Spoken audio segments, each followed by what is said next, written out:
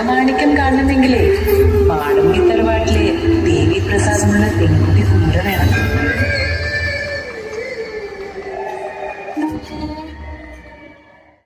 അനന്ത, ദീപങ്ങൾ സംസാരിക്കണമെന്ന് നീ കേട്ടിട്ടുണ്ടോ? ദീപങ്ങൾ സംസാരിക്കൂ? സംസാരിക്കും. ഞങ്ങളുടെ നാട്ടിലെ ശിവക്കാവിൽ അവിടെ എല്ലാരും സന്ധ്യയ്ക്ക് ദീപങ്ങൾ തെളിയിക്കും. ആളൊഴിയുന്ന സമയത്ത് ഈ ദീപങ്ങൾ തമ്മിൽ സംസാരിക്കും.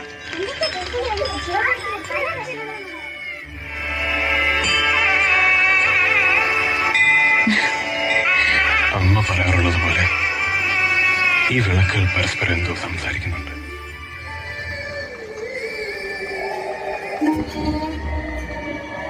ഗായത്രി ദേവിയായിരുന്നു ആ കുട്ടി.